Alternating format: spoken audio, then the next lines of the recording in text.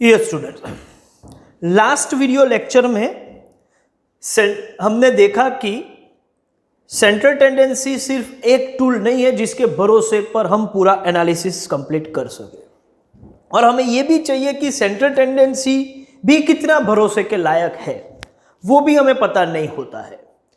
तो इसका यह मतलब है कि कुछ अलग भी मेजर्स या अलग एनालिसिस टूल हमें चाहिए, और उसके लिए हमने एक टूल पढ़ा, मतलब उसका बैकग्राउंड लिया, और वो है डिस्पर्जन। डिस्पर्जन क्या है वो लास्ट वीडियो लेक्चर में हमने पूरा डिस्कस कर लिया था कि एवरेज वैल्यू से हर ऑब्जर्वेशन का डिस्टेंस और डिस्टेंस का एवरेज मतलब डिस्पर्जन।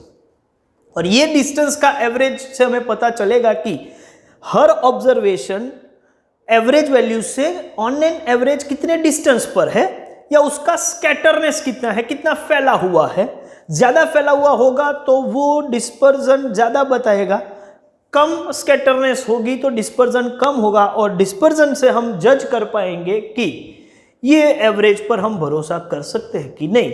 और जितना ज्यादा डिस्पर्जन उतना कम रिलायबिलिटी एवरेज की, और जितना डिस्पर्जन कम होगा उतनी एवरेज की रिलायबिलिटी ज़्यादा होगी। जीरो डिस्पर्जन है तो एवरेज 100% रिलायबल होगा। ये चीज़ हमने लास्ट वीडियो लेक्चर में देखी थी, और डिस्पर्जन को सेकेंड ऑर्डर एवरेज बोलते हैं। तो यहाँ तक तो हमने देखा था। अब आगे बढ़ेंगे कि हाँ भाई, डिस्पर्जन की ज़रूरत है, डिस्पर्जन पढ़ना भी पड़ेगा, डिस्पर्जन भी अल्टीमेटली एवरेज ही है। तो क्या डिस्पर्जन में भी वही मेजर होंगे जो एवरेज के मेजर है या सेंट्रल टेंडेंसी के मेजर है? नहीं, काम हम वो करने वाले हैं, लेकिन डिस्पर्जन के जो मेजर्स है, जैसे सेंट्रल टेंडेंसी के मेजर्स हमने पढ़े थे मीन मीडियन मोड, ऐसे डिस्पर्जन के भी मेजर्स है। और वो जो मेजर्स है, ठीक है, वो आज हम देखेंगे कि कौन से मेजर्स है। लेकिन मैं पहले बता दूं कि ये डिस्पर्जन के जो मेजर्स है, मेन मेजर्स, उसको हम दो कैटेगरी में डिवाइड करते हैं। एक है एब्सोल्यूट मेजर्स और दूसरा है रिलेटिव मेजर्स। मतलब डिस्पर्जन को जज करने के लिए कितना डिस्पर्जन है, ज्यादा है, कम है, वो मेजर करने के लिए हमें डिस्पर्जन के भी मेजर्स निकालने पड़ेंगे। मतलब और जो अलग अलग अप्रोच से हम ये काम कर सकते हैं, वो अलग अलग अप्रोच, इसको हम मेजर्स बोलते हैं। और वो मेजर्स जो है उसको भी हमने दो कैटेगरी में यहां पर डिवाइड करेंगे। एक कैटेगरी है एब्सोल्यूट मेजर्स और दूसरी कैटेगरी है रिलेटिव मेजर। अब पॉइंट ये है कि सर ये एब्सोल्यूट क्या है और रिलेटिव क्या है। बाद में वो कौन से मेजर्स है वो तो बाद की बात है, लेकिन पहले हमें ये देखना पड़ेगा कि ये मेजर्स जो है एब्सोल्यूट या रिलेटिव, उसका मतलब क्या है। देखो, एक सिंपल सा एग्जांपल लेके बात करते हैं तो पूरी बात समझ में आ जाएगी। एब्सोल्यूट और रिलेटिव मेजर में एक तो चीज बहुत क्लियर है कि मेजर जो है उससे हम डिस्पर्जन कितना है वो जज करना चाहते हैं। तो ज्यादा है, कम है, डिस्पर्जन कितना है या नहीं है, वो है तो कितना है, वो जो काम है वो एब्सोल्यूट से पता चल जाएगा। और रिलेटिव जो है वो एक सेट ऑफ डेटा और दूसरे सेट ऑफ डेटा में जो डिस्पर्जन है, वो डिस्पर्जन में से किसमें ज्यादा डिस्पर्जन है, किसमें कम डिस्पर्जन है, कितना नहीं, कंपेरेटिवली किसमें ज्यादा किसमें कम, वो जज करना हो तो रिलेटिव से जा सकते हैं। हो सकता है उतना क्लियरली समझ में ना आए, लेकिन ऐसा करते हैं, मैंने बोला था कि एग्जांपल लेके बात करेंगे तो ज्यादा क्लियर हो जाएगी। सिर्फ एब्सोल्यूट रिलेटिव को समझने के लिए मेजर के एग्जांपल अभी मैं नहीं दे सकता। देखते हैं, समझो कि एग्जाम में स्टूडेंट्स अपीयर होते हैं। अब रूल बनाया गया है कि 100 में से पास होने के लिए कम से कम 40 मार्क लाने हैं। Passing 40 marks.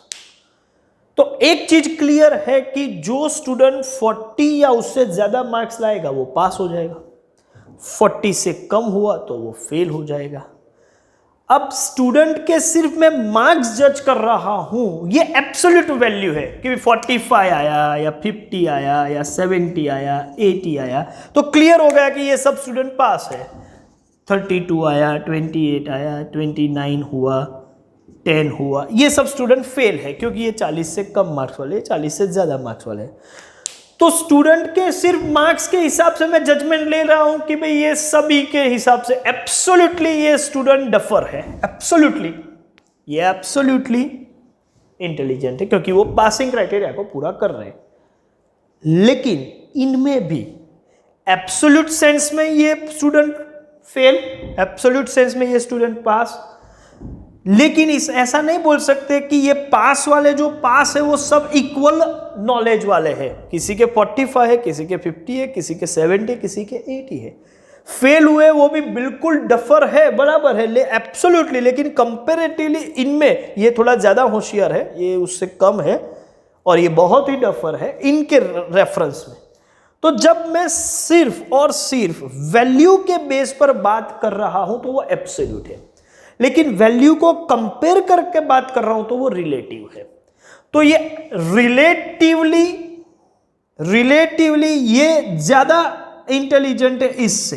वैसे है तो दोनों इंटेलिजेंट क्योंकि दोनों ने पासिंग क्राइटेरिया कंप्लीट किया हुआ है, लेकिन ये रिलेटिवली ज्यादा, रिलेटिवली एक दूसरे के रिलेशन में, एक दूसरे के कंपैरिजन में। तो जब आप डिस्पर्जन को, एक सेट को दूसरे, एब्सोल्युटली डिस्पर्जन है या नहीं है वो बराबर है, लेकिन एक सेट में ज्यादा है या एक सेट में कम, ऐसा कंपेयर करना हो तो किस में ज्यादा किस में कम, वो सिर्फ और सिर्फ रिलेटिव मेजर से कंपेयर किया जा सकता है। तो सर ये तो वही फिगर हुई ना, आप 45 50 को कंपेयर करो तो पता चल ही जाएगा ना, उसके लिए दूसरा मेजर बनाने की क्या जरूरत है। हाँ, यहां इसलिए ये पॉसिबल हुआ कि ये सभी वैल्यूज जो है, ठीक है, वो सिर्फ और सिर्फ एक ही यूनिट है उनका, वो है मार्क्स, और ये एक ही सेट ऑफ डेटा है तो कंपैरिजन इजीली हो गया है। लेकिन दो अलग अलग एग्जाम है, कोई 200 मार्क की एग्जाम हुई है, कोई 100 मार्क्स की एग्जाम हुई है, तो किसी के 200 में से 90 आए हैं और किसी के 100 में से 85 आया है। तो आप ऐसा बोल सकते हो कि 90 वाला इंटेलिजेंट और 85 वाला कम इंटेलिजेंट, क्योंकि उसका बेस जो है वो अलग था। एक का 200 में से 90 है और एक का 100 में से 85 है। सिर्फ एब्सोल्यूट वैल्यू से हम जज नहीं करते कि कौन ज्यादा इंटेलिजेंट है, कंपैरेटिवली देखा जाए तो पता ही नहीं चलता, क्योंकि एक का बेस वैल्यू जो था, वो जो कंपैरिजन का पॉइंट था वही अलग था। हाँ, लेकिन मैं एक काम करूं कि 200 में से 90 हुए, इसका मतलब परसेंटेज में देखा जाए तो 45%, और 100 में से 85 हुआ तो परसेंटेज के हिसाब से देखा जाए तो 85%। अब मैं कंपेयर कर सकता हूं, हाँ भाई ये ज्यादा इंटेलिजेंट है, ये कम इंटेलिजेंट है।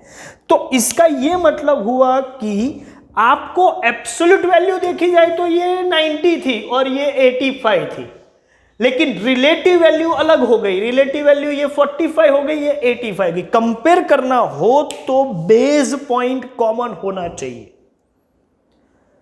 ये दोनों को मैं कंपेयर नहीं कर सकता, ये एब्सोल्यूट वैल्यू से कंपेयर नहीं कर सकता, लेकिन ये रिलेटिव बन गई क्योंकि हमने इसको ऐसे रेफरेंस में, कॉमन रेफरेंस में पहले रख दिया कि दोनों को 100 के रेफरेंस में रख दो, अब क्या हो रहा है वो देखो, तो कंपैरिजन हो सकता है।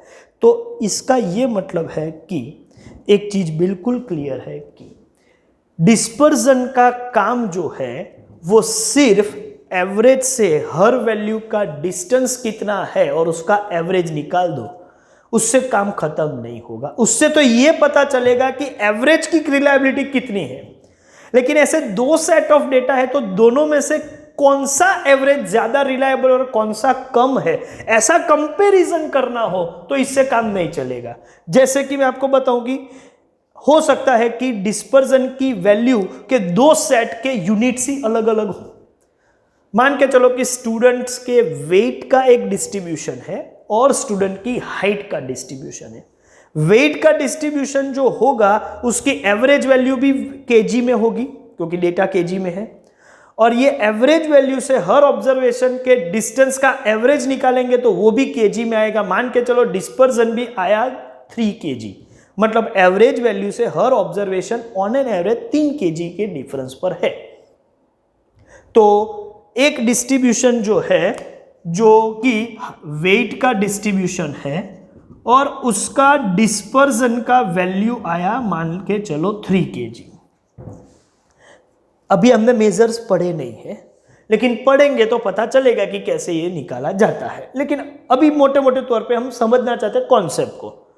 दूसरा डिस्ट्रीब्यूशन हाइट का है और हाइट में पता चला कि एवरेज वैल्यू जो है हाइट की वो 5.2 फीट है, मान के चले 5 फीट एंड 3 इंचेस है, ऐसा मान के चले।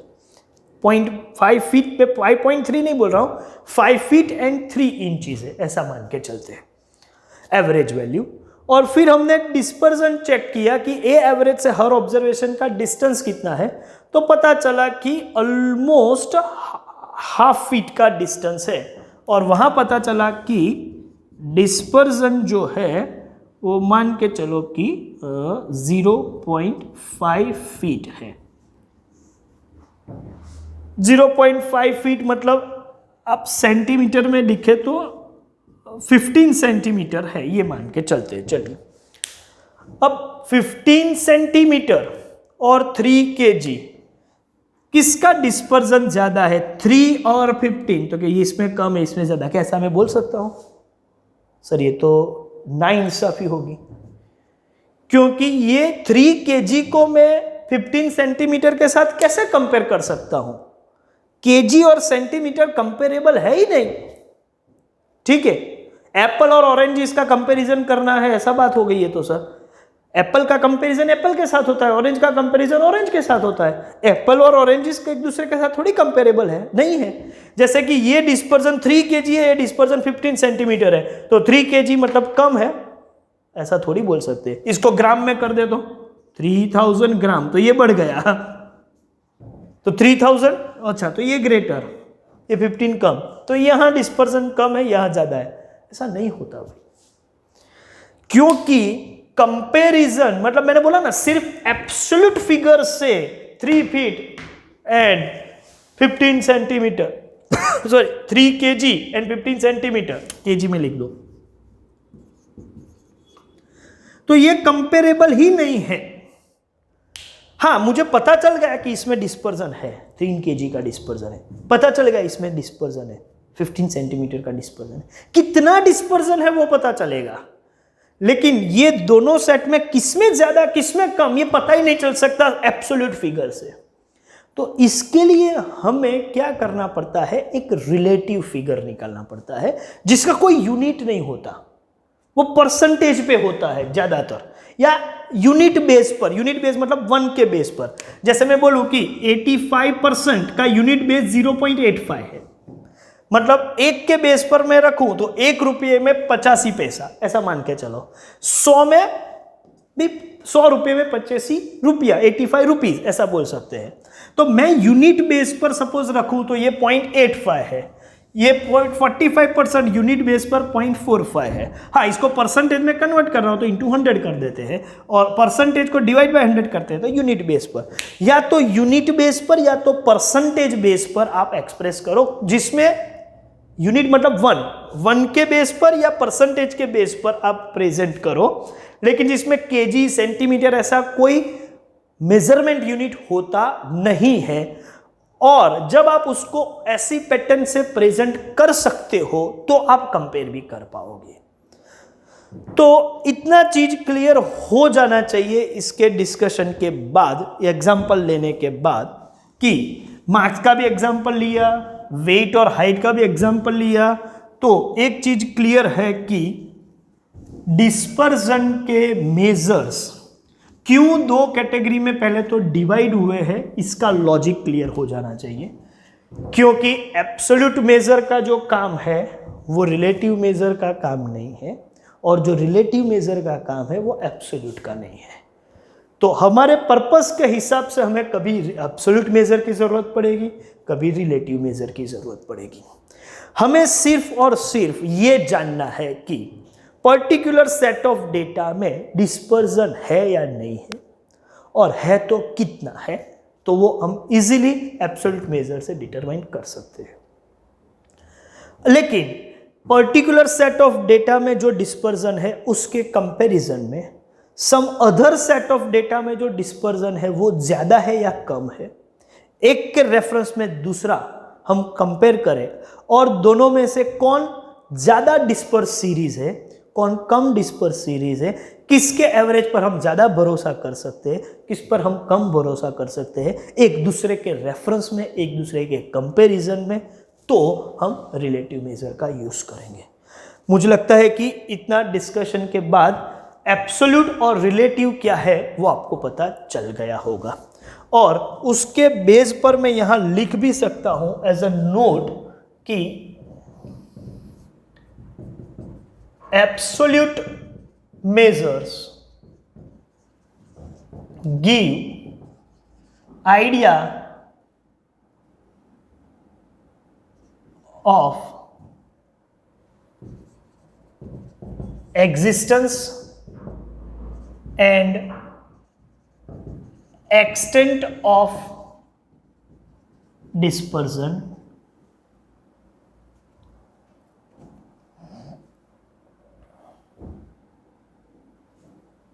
but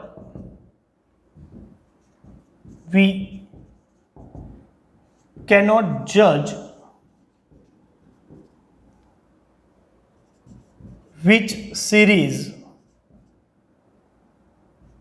of data is having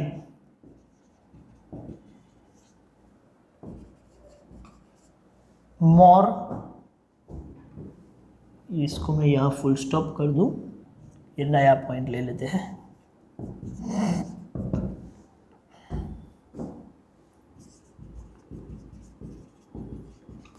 in relation to other series के जैसे सेट ले लेते हैं, other set of data by absolute measure। तो first point very clear, absolute measures give idea of existence and extent of dispersion. Dispersion है या नहीं है, और है तो कितना है, how much dispersion is there, ये क्वेश्चन का आंसर ये देगा।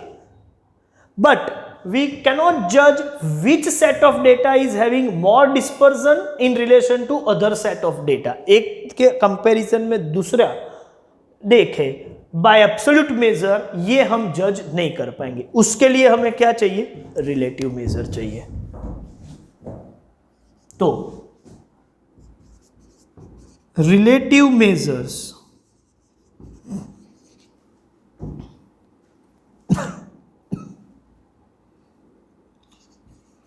are available for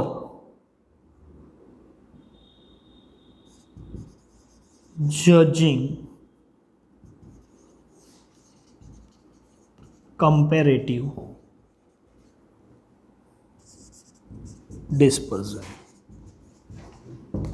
कंपैरेटिव, एक दूसरे के रेफरेंस में, एक दूसरे के कंपैरिजन में किसमें ज्यादा डिस्पर्जन है, किसमें कम, ये हम रिलेटिव मेजर से काम कर सकते हैं।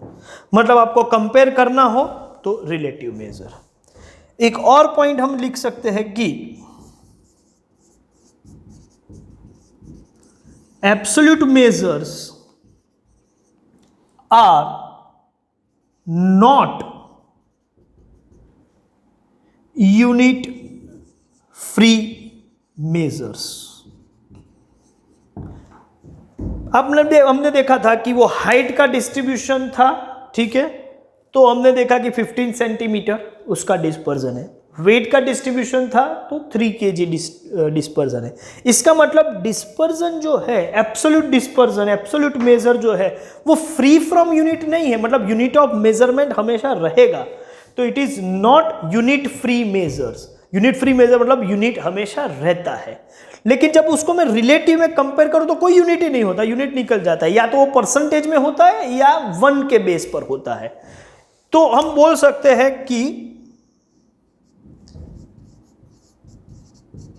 Relative measures are unit free measures. और यूनिट ही नहीं है, अलग अलग यूनिट को तो हम कंपेयर नहीं कर सकते, ऑरेंज इसको एप्पल के साथ कंपेयर नहीं कर सकते, ऐसे ही अलग अलग यूनिट होगा, इसी वजह से तो एब्सोल्यूट मेजर कंपेरेबल नहीं है, और यूनिट नहीं होने की वजह से ही रिलेटिव मेजर कंपेरेटिव डिस्पर्जन हमें दे सकते हैं और जजमेंट हम ले सकते हैं। तो ये बैकग्राउंड था। अब कौन से मेजर्स है तो मैं आपको बता दूं कि जैसे सेंट्रल टेंडेंसी में मीन, मीडियन, मोड ऐसे 3 मेजर थे, ऐसे डिस्पर्जन में 4 मेजर हम पढ़ेंगे। एक है रेंज, हाँ, लेकिन हर एब्सोल्यूट मेजर का एक रिलेटिव मेजर होता है। मतलब रेंज है तो उसका रिलेटिव मेजर होगा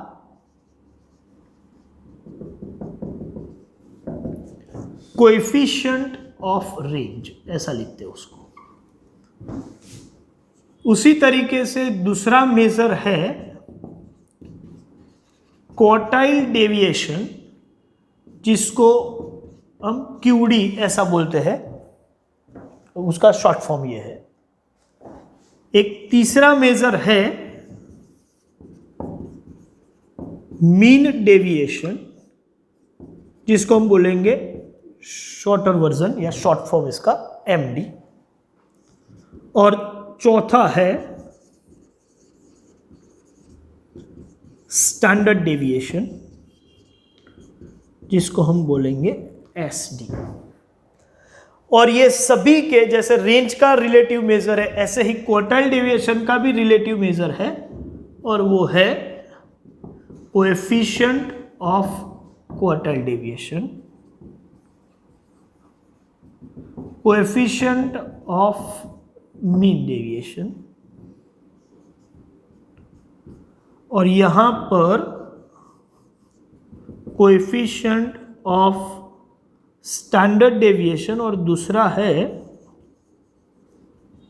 कोएफिशिएंट ऑफ वेरिएशन,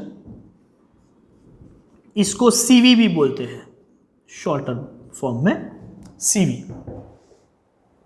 सर इसके 2 है, वैसे देखा जाए तो ये सभी के 2-2 हो सकते हैं। कोएफिशिएंट ऑफ एसडी जो है उसी को मैं 100 से मल्टीप्लाई कर, मतलब परसेंटेज में एक्सप्रेस करूं तो कोएफिशिएंट ऑफ वेरिएशन हो जाएगा। मतलब 1 के बेस पर एक्सप्रेस करें तो कोएफिशिएंट ऑफ स्टैंडर्ड डेविएशन है, परसेंटेज के बेस पर एक्सप्रेस करें उसी को तो वो कोएफिशिएंट ऑफ वेरिएशन बन जाता है। तो ये सब 1 के बेस पर है, हाँ ये सब 1 के बेस पर है। क्या सर इनको परसेंटेज में एक्सप्रेस नहीं कर सकते? कर सकते, लेकिन करो तो भी उसके नाम नहीं चेंज होते। यहां नाम चेंज होता है सिर्फ स्टैंडर्ड डेविएशन में, बस। बाकी ये सभी यूनिट बेस पर या परसेंटेज बेस पर एक्सप्रेस कर सकते हैं, लेकिन वही नाम रहता है। यहां 2 नाम हो गए हैं, पता नहीं क्यों ऐसा किया हुआ है, लेकिन ये एक तरीके का आप मान के चलो कि ये परंपरा है और इसको अलग से डिफाइन किया हुआ है। लॉजिकली इसके पीछे ऐसी क्यों परंपरा रही है इसका डिस्कशन कर सकते, लेकिन वो मेजर डिस्कस करेंगे उसके साथ साथ, क्योंकि जब तक कि मेजर्स नहीं समझेंगे इसका लॉजिक समझ में नहीं आएगा। लेकिन ये ट्रेडिशन बना है, ये परंपरा है, और इस पैटर्न से स्टैटिस्टिक्स में जाते हैं। और कुछ इसके लिए पीछे कोई बड़ा लॉजिक मैं नहीं बता सकता ये स्टेज पर। हाँ, ये क्यों परंपरा रही उसका डिस्कशन हम वो लेवल पे जाके करेंगे जब इसका डिस्कशन होगा, ठीक है। तो ये है measures, absolute and relative. Absolute measures कौन से हैं और हर एब्सोल्यूट मेजर का रिलेटिव मेजर क्या है। रिलेटिव मेजर मतलब या तो वो यूनिट बेस पर, मतलब 1 के बेस पर, या तो परसेंटेज बेस पर आप उसको एक्सप्रेस करोगे और उसके लिए वो कंपेरेबल बन जाता है। तो एब्सोल्यूट मेजर्स जो है वो यूनिट फ्री नहीं है, जबकि रिलेटिव मेजर जो है वो यूनिट फ्री है। और एक चीज इसके साथ साथ मैं आपको बता दूं, काफी हैंडी रहेगा, कि कभी भी स्टैटिस्टिक्स में जब तक पढ़ो, आज की बात नहीं है या ये चैप्टर की बात नहीं है, जब तक भी आप स्टैटिस्टिक पढ़ते हो तब तक एक चीज बिल्कुल गारंटी मतलब याद रख के जा सकते हो कि कोई भी मेजर का नाम कोएफिशिएंट है, मतलब कोएफिशिएंट ऑफ रेंज या coefficient of quartile deviation, coefficient of mean deviation, word coefficient जब भी है तो गारंटी मान के चलो कि वो मेजर का कभी भी यूनिट नहीं होगा, वो यूनिट फ्री मेजर ही होगा। जो भी मेजर कोएफिशिएंट से शुरू होता है या वो उसके नाम में कोएफिशिएंट आता है तो गारंटी मान के चलो कि वो यूनिट फ्री मेजर होता है। और जहां जहां कोएफिशिएंट वर्ड नहीं है वो सब यूनिट फ्री है, ऐसा मैं नहीं बोल रहा हूं, लेकिन जहां कोएफिशिएंट वर्ड है वो तो सब यूनिट फ्री है ही, वो गारंटी है। तो ये सब यूनिट फ्री मेजर्स है। और इसके अलावा भी कई सारे आप ऐसे मेजर्स आगे जाके पढ़ने वाले हो जहां कोएफिशिएंट वर्ड आने वाला है, ठीक है। और वहां से आपको पता चल ही जाएगा कि भाई ये यूनिट फ्री मेजर है, जहां जहां कोएफिशिएंट वर्ड है वो सभी यूनिट फ्री मेजर है। तो चलिए भाई, आज का ये सेशन जो है वो अभी हम खत्म ही कर रहे हैं। आप एक काम कीजिएगा, प्रीवियस सेशन का मीनिंग वाला और ये सेशन के ये मेन मेजर्स और नोट्स, ये चीजें आप अपने स्क्रीनशॉट ले लीजिए और अपनी नोटबुक में बाद में लिख लीजिएगा, ठीक है, ओके। और अब हम बोल सकते हैं कि डिस्पर्जन का बेसिक बैकग्राउंड, डिस्पर्जन क्या है, उसका मीनिंग और उसके कौन से मेजर्स है, ठीक है, वो हमने देख लिया। उसमें एब्सोल्यूट और रिलेटिव दो कैटेगरी होती है, क्यों ये कैटेगरी होती है वो भी हमने समझ लिया, और वो कैटेगरी के हिसाब से कौन कौन से मेजर्स है वो भी देख लिया, और कौन सा मेजर का कौन सा रिलेटिव मेजर है वो सब ये आज के सेशन में हमने डिस्कस कर लिया है। मुझे लगता है बहुत हो चुका। इसके बाद वाले सेशन में हम 1 बाय 1 हर मेजर को पढ़ेंगे और उसका कैलकुलेशन भी करेंगे। तो नेक्स्ट सेशन से हम प्रैक्टिकल पोर्शन पे जा सकते हैं, ठीक है। तो आज का ये सेशन अब यहीं पर ख़त्म करते हैं। Thank you very much.